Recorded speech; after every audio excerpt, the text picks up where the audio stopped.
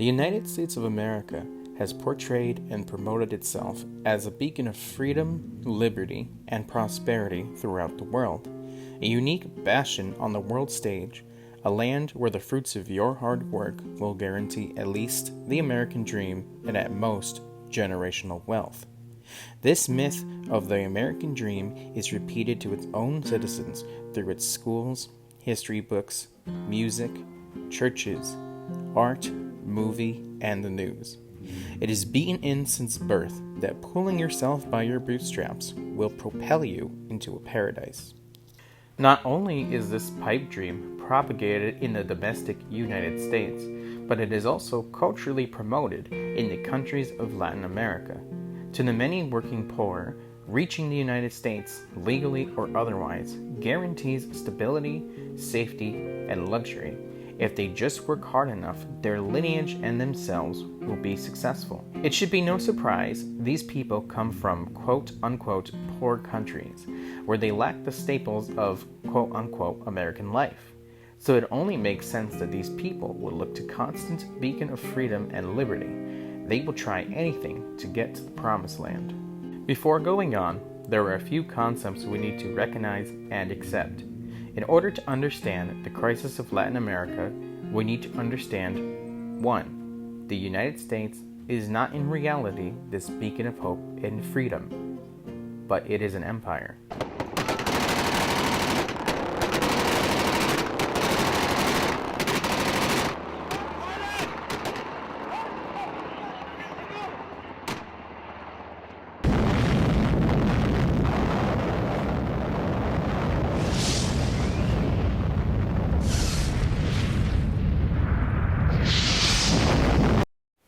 2.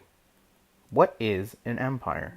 One of the defining characteristics of the United States is the concept of the free market.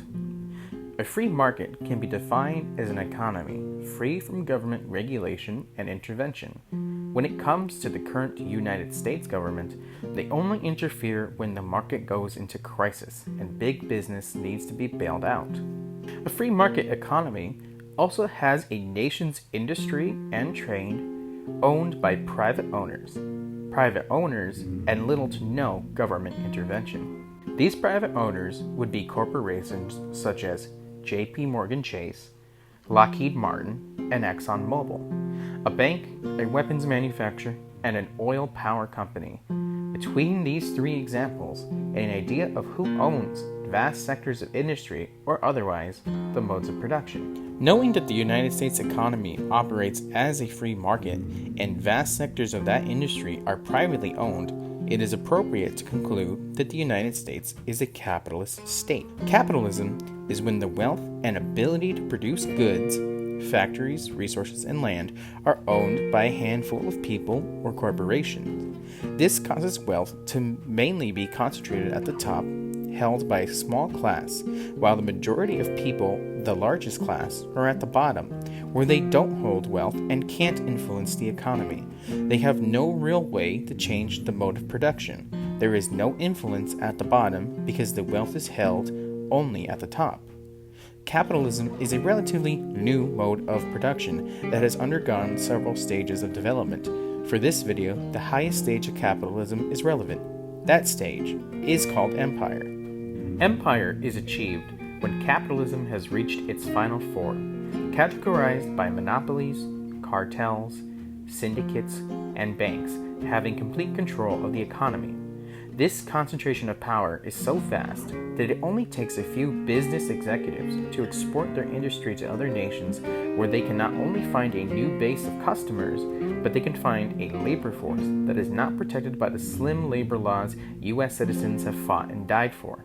This goes back to the idea of the free market. The United States has some labor protections on the books, but recent events have shown that they can quickly be dismissed. In the meantime, in order to maximize profits, Industry will go to new lands to find workers that they only have to pay pennies on the dollar. This is a lot of information. Let's give a scenario.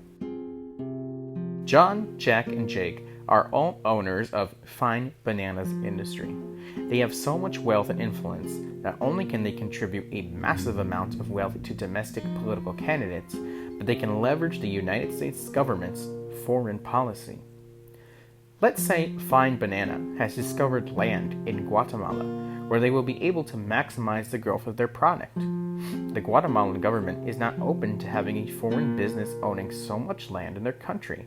Fine Banana is unable to strong-arm the United States government into antagonizing, blackmailing, and downright invading this country to secure this land for private use.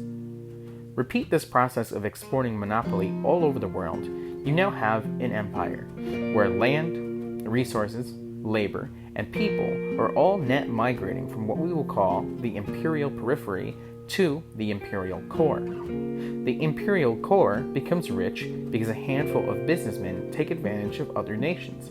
This is not just the fault of the United States and its free market, but corrupt Latin American governments, but that is for another video. It should also be noted that the wealth that is stolen from foreign lands still mostly ends in the hands of capitalists.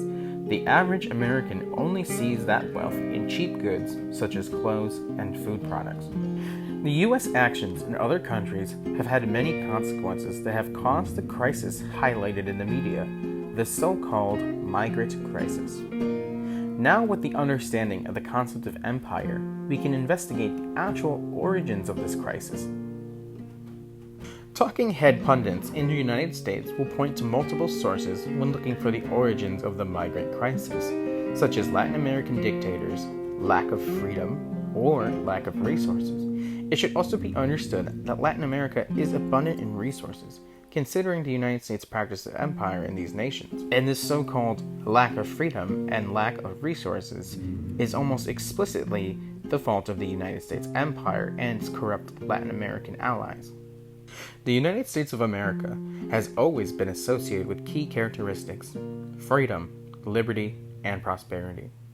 So much so, millions of men, women, and children risk their lives to make it to the so-called free world.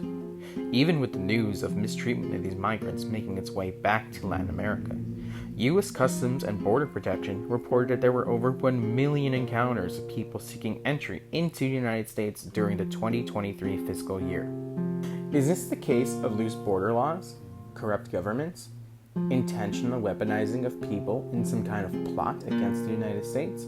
Or perhaps this crisis origins itself from over 500 years of colonial policy that has ravaged Latin America. Utilizing the backdrop of Eduardo Galeano's Open Veins of Latin America, we can analyze the mass exploitation of the continent, from its origins of European colonialism to the highest stage of capitalism, and its consequence on its population, and how that affects the crisis we see in the United States today. The working class of Latin America have a long and brutal history with the empire that is the United States. The very hostile neighbor to the north supports and funds most Latin American leaders and the continent's media.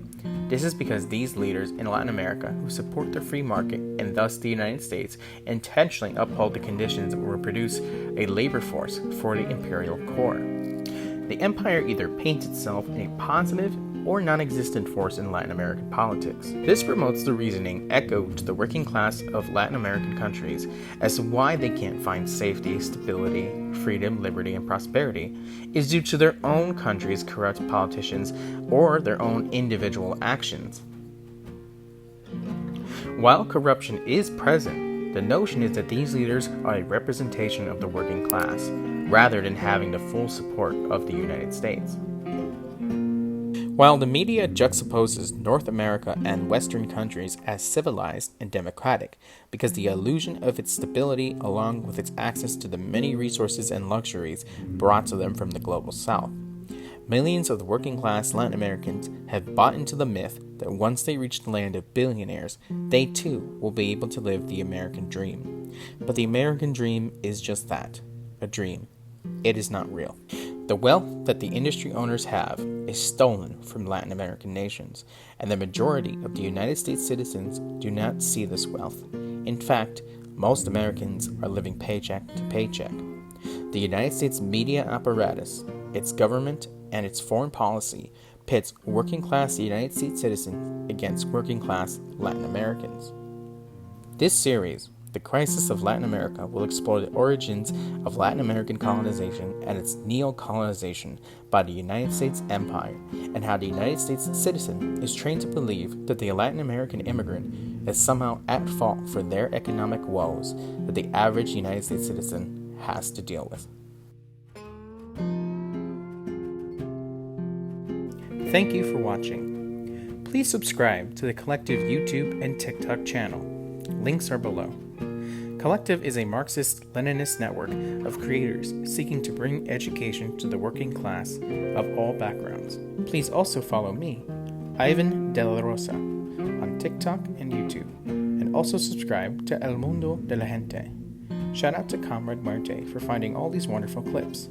Shout out to Wildflower for co-writing this script. And shout out to Collective for providing this platform.